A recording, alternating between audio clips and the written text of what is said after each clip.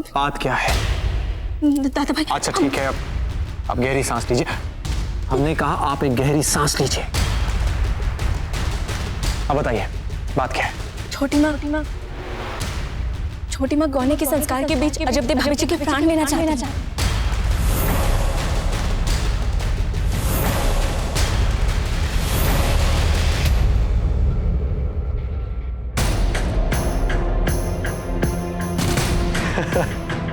लगता है आप अपना मानसिक संतुलन खो बैठी। अरे भला छोटी माँ अजबदे के प्राण क्यों लेगी? साक्ष्य है हमारे पास, वो साक्ष्य है। मानकवर, लगता है आप गुप्तचरी की रोमांचक कथाएं बहुत पढ़ने लगी। उन्हीं का विपरीत प्रभाव पड़ रहा है आप पर। सच कह रहे विश्वास। क्या विश्वास कर ले मान? बताइए हमें। आपकी बेस पैर की बातों को सुनकर अपनी छोटी माँ पर अविश्वास कर ले। दादा भाई, जिन्हें हमने मन से माँ माना है, आप चाहती हैं हम उन्हें हत्यारन मान लें, जो हमें और अजबदे से बहुत स्नेह करती है। छोटी माँ कहाँ मारना चाहती है अजबदे भाभी जी को? उन्हें विवश किया जा रहा है, उन्हें केवल साधन मात्र बनाया जा रहा है इस षड्यंत्र के लिए। वास्तविकता में इस योजना के पीछे तो बताइए कौन है इस षड्यंत्र के पीछे? बताइए मानकवर, हमने कहा बताइए।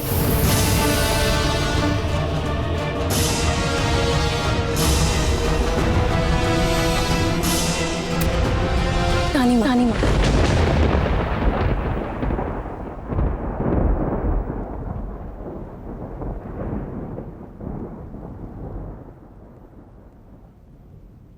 क्या? हाँ दादा भाई, वही है इस सब के पीछे। वही हर प्रकार से आपका अहित चाहती है। वही चाहती है छोटी माँ अजबदे भाभी जी के प्राण ले ले। और इससे पहले कि आप फिर से हमें मूर्ख और पागल कहें, बस एक बार विस्तार से हमारी बात सुन ले। उसके पश्चात आपको भी विश्वास हो जाएगा कि जो हम कह रहे हैं वो सत्य है, 100%। अब कहते जाइए, हम सुन रहे हैं।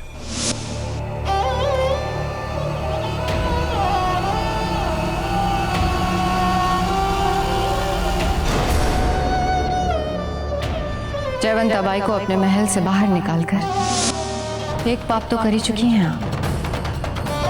यदि दूसरा करेंगी तो क्या अंतर पड़ेगा? अजबदे को मार के अपने आप को बचा लीजिए। वीरबाई जी,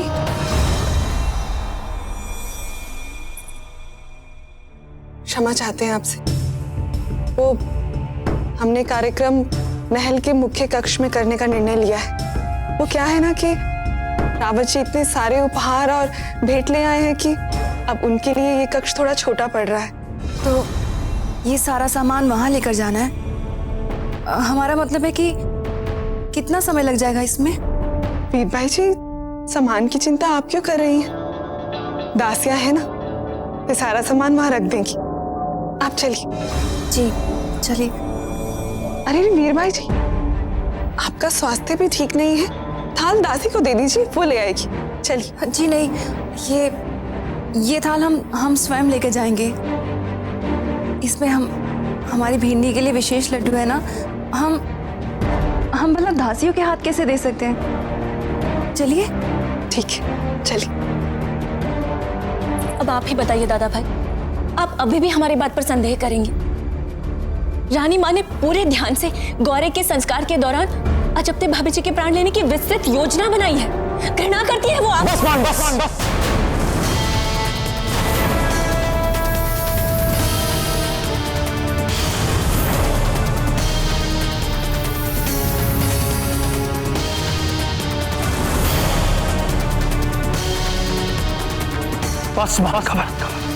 बस बस।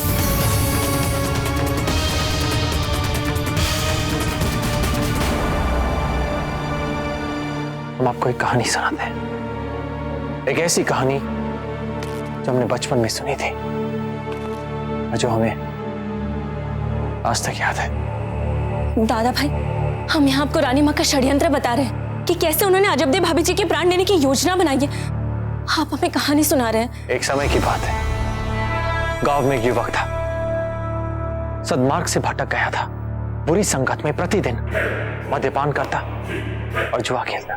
जुए और मद्यपान की बुरी लत में पहले उस युवक ने अपनी मां की मेहनत की एक एक पाई और फिर अपने घर की हर एक वस्तु लौटा दी। बेटा, तू पहले ही सारे पैसे उड़ा चुका है, अब कम से कम घर के बर्तनों को तो मत बेच। छोड़ दे। मैं तेरे भले के लिए कह रही हूँ। बूढ़ी माँ अपने बेटे के सामने गिड़गिड़ाती रही और उस बेटे पर तो मद्यपान और जुए का भूत सवार था।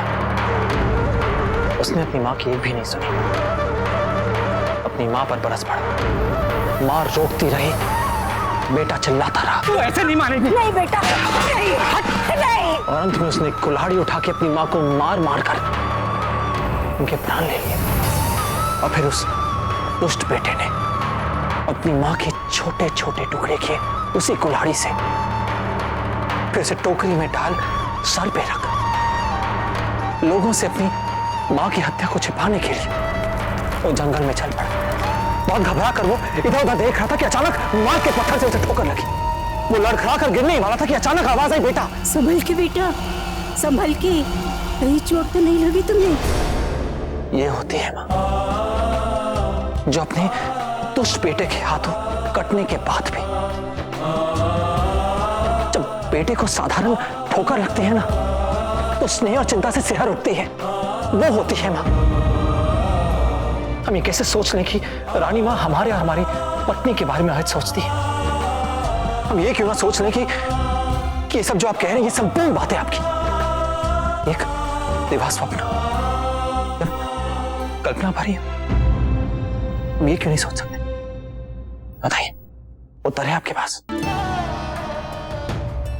दादा भाई, आप अत्यंत भले और अच्छे इंसान हैं, इसलिए जीवन में भी केवल भली कथाओं के मूल्यों को देखते हैं।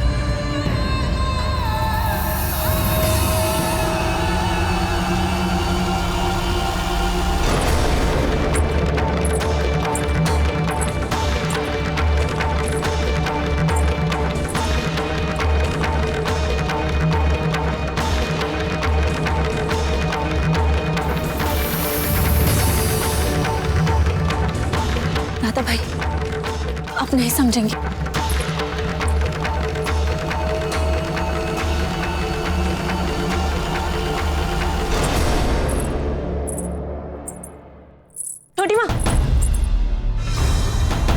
छोटी माँ, ये थाल हमें दे दीजिए ना, काफी भारी है, आपको समस्या हो रही होगी ना, हमें दे दीजिए। नहीं मान, हमें कोई समस्या नहीं हो रही। छोटी माँ, मान, रहने दीजिए ना। हीरबाई जी अपनी बीदनी के हर कार्य अपने हाथों से करना चाहती हैं। लगता है जब देखो अपने घर ले जाने की बहुत उमंग है इनके मन में, फिर हम इन्हें क्यों छेड़? ठीक है ना? उमंग तो सच में बहुत है हमारे मन में अजब देव को लाने की। उमंग सिर्फ आप ही को है क्या छोटी माँ? हम आपकी मदद कर। हम ये थाल नहीं देंगे। आप अपनी भाभी जी को समारोह कक्ष में लेके जाइए, तब तक गौने का मुहूर्त भी हो जाएगा। हाँ, चलिए। भाभी जी, दादा भाई की आंखों पर अंधविश्वास की पट्टी बंधी हुई है। हम जाकर भाभी जी से कहते थे कि चाहे जो भी हो उन्हें ये लड्डू नहीं खाना।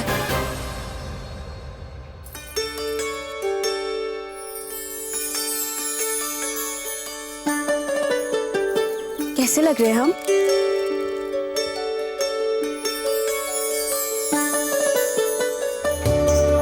एक कमी रह गई है। अच्छा, बताइए बताइए, कुछ पहने कुछ निकाले।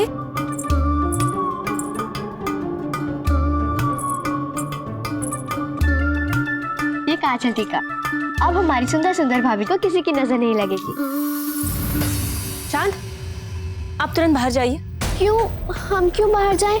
भाभी जी को गौने के लिए तो हम ही लेकर जाएंगे ना मुख्य कक्ष तक। चांद, हमें भाभी जी से कुछ बात करनी है। नहीं नहीं, हम नहीं जाएंगे भाभी जी को छोड़ के। चांद, कभी तो हमारी बात मान लिया कीजिए। चांद, आप बाहर जाकर हमारी चुनरी से मेल खाते पुष्प ले आएंगी, अच्छे लगेंगे ना हमारे वस्त्र के साथ। हाँ हाँ, हम अभी जाते हैं। क्या बात है? बहुत महत्वपूर्ण बात है भाभी जी, हमने दादा भाई से भी कहा, किंतु वे हमारी बात माने नहीं और आगे अपनी पत्नी के कक्ष में उनसे बात करने। दादा भाई, कहने दीजिए ना हमें। जो अजब कहना है हम कहेंगे। आपकी अनुमति हो तो हम कुछ देर इनसे बात कर सकते हैं एकांत में।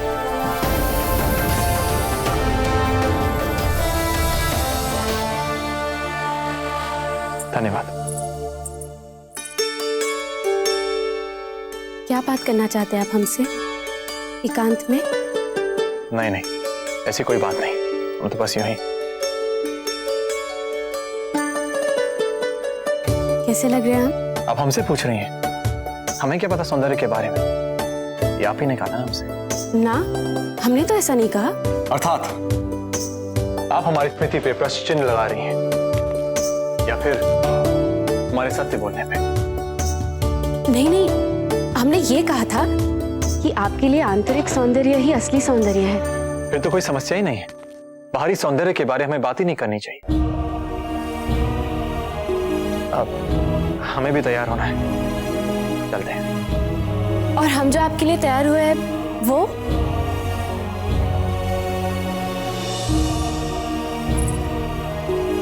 देखिए, कभी कभी बाहर की सुंदरता की भी प्रशंसा करनी चाहिए। वैसे आप ठीक लग रही हैं, परंतु आपने हमें आग भरकर देखा भी नहीं। मैं हूँ सागर, तुम हो किनारा, अजर अमर है प्रेम हमारा। हो मान तुम्हारा मैं ना तोड़ू, पाऊँ तुम्हें तो जग में छोड़ू। मैं ही तो हूँ, बस मैं ही तो हूँ, मैं ही तो हूँ, मैं ही तो हूँ, पास तुम्हारे मैं ही तो हूँ, साथ तुम्हारे मैं ही तो हूँ। आस में मैं और सांस में मैं, विश्वास में मैं ही हूँ। कहते हैं जो बहुत सुंदर हो और हम उन्हें जी भर के देखें तो उन्हें नजर लग जाती है, इसलिए आपको नहीं देख रहे। हमने हमेशा यही प्रार्थना की है कि आपकी नजर सदा हम पर बनी रहे। अब जाइए, शीघ्र तैयार होकर हमें अपने घर ले चलिए। अवश्य, चलते हैं।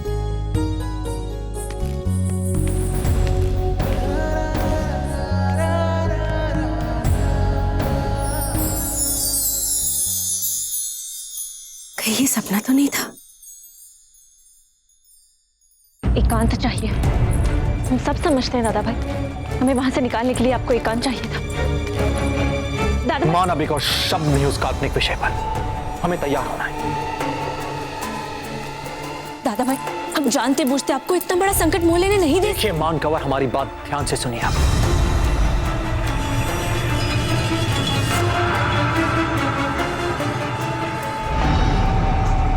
अच्छा ठीक है, ठीक है, अगर एक क्षण के लिए बात मान लेने की सच है, जो कि नहीं है, फिर भी यदि रानी माँ या छोटी माँ हमारे पत्नी के प्राण लेना चाहती है तो ले ले।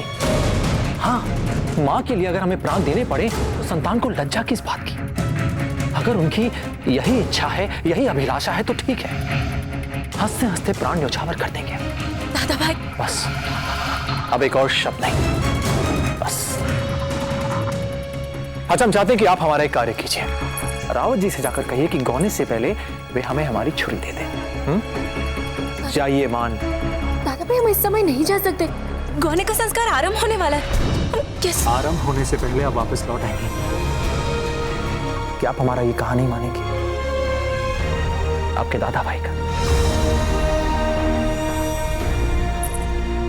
मान कंवर, चाहते हैं कि इस विषय पर आप किसी से कुछ ना कहें, ठीक?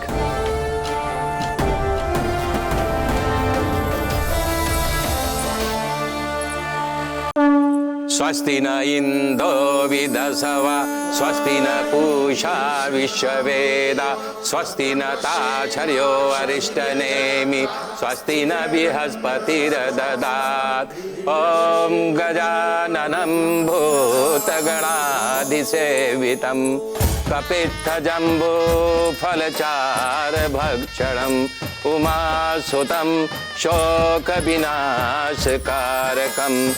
नमामि विघ्नेश्वर पादपङ्कजम्।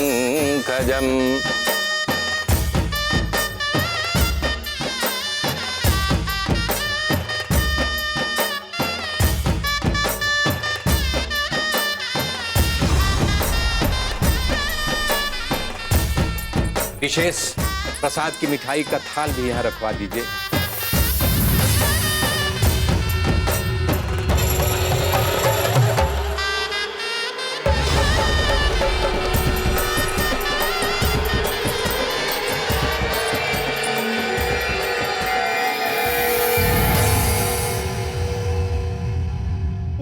मान जीजा कहाँ है?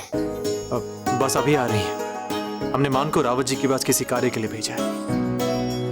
आप भी ना, यहाँ पर संस्कार आरंभ हो रहे हैं और आपने मान को काम से भेज दिया। अरे आप चिंता क्यों करती हैं भाभी जी, हम अभी भाग कर उन्हें लेकर आते हैं। सुनिए, लौटते समय मार्ग से तुलसी के पत्ते तोड़ के लेते आइए। जी। क्या ये आपकी ओर से हमारे लिए पहली डांट थी? नहीं नहीं, क्या आप भी?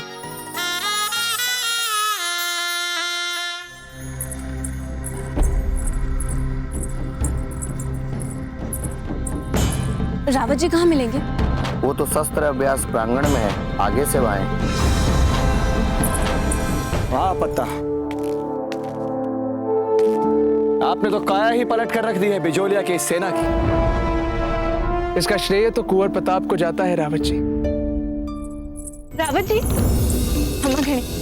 दादा भाई ने कहा है गौने के संस्कार के लिए उन्हें आपसे छुरी चाहिए। किंतु वो छुरी तो हम उन्हें पहले ही दे चुके हैं। क्या? हाँ? इसका अर्थ हुआ दादा भाई ने वहां से भी हटाने के लिए हमें यहाँ भेजा है, जानबूझकर। जीजा, आप यहाँ क्या कर रही हैं? वहाँ गाने की रस्म आरंभ हो गई है। रस्म शुरू हो गई? चलो। मान जीजा रुकिए, हमें तुलसी के पत्ते लेते हुए जाना है। अब हम यहाँ एक पल भी नहीं रुक सकते। अरे पर 2 पल ही तो लगेंगे। अगर हम वहाँ इस समय नहीं पहुंचे तो अनर्थ हो जाएगा। ये मान जीजा भी ना, चलो हम मिले आते हैं।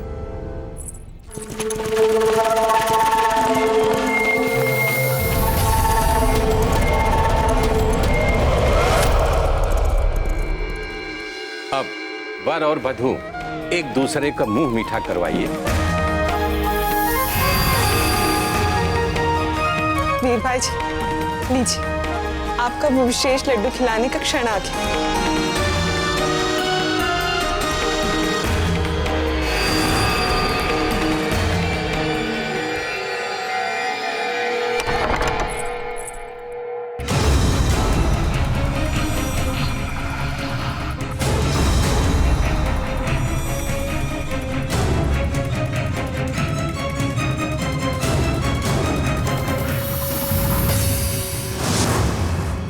इतना सोच क्या रही हैं वीर भाई जी? इससे अच्छी बात और क्या हो सकती है कि स्वयं कुंवर प्रताप ये विषाक्त मिठाई या चकदे को खिलाए।